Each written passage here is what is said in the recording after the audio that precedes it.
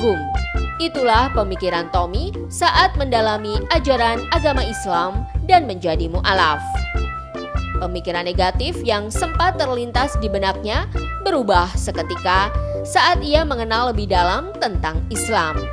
Hidayah yang diterimanya dimanfaatkan dengan sebaik mungkin sebagai bekal di akhirat kelak. Saya kagum dengan Islam itu karena keindahannya. Banyak sekarang, saya dulu mikir agama Islam ini agama yang zolim, agama yang kejam, agama yang tidak benar. Jadi ketika saya masuk agama Islam, Masya Allah, ketika saya bangun tidur hingga tidur kembali diatur oleh Islam semua. Bangun tidur saya baca doa, lalu sholat. Begitu indahnya Islam. Tidak saya alami ketika saya masih beragama Kristen. Lalu yang lebih berkesan lagi yaitu kita di dunia ini kan, tujuan semua manusia ini kan ingin masuk surga. Jadi surganya Allah itu hanya untuk umat Islam. Maka dari itu sangat-sangat bersyukur kepada Allah karena Allah memberikan hidayah kepada saya. Insya Allah dengan modal Islam ini saya sudah mempunyai satu tiket menuju surganya Allah. Tidak sulit bagi Tommy untuk mendalami ajaran Islam. Bertanya dari satu ustadz ke ustadz lainnya, akhirnya Tommy memilih belajar di pesantren. Kehadirannya di pesantren disambut hangat hingga Tommy fasih membaca dan menghafal Al-Quran. Semua ia lakukan secara bertahap.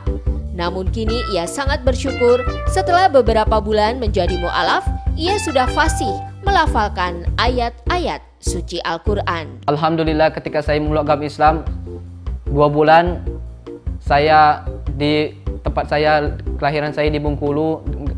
Waktu itu tidak ada yang mengajari, jadi saya ingin mempunyai masuk Islam secara kafah, secara keseluruhan. Waktu itu saya bertanya dari satu ustadz lain, bagaimana dengan saya?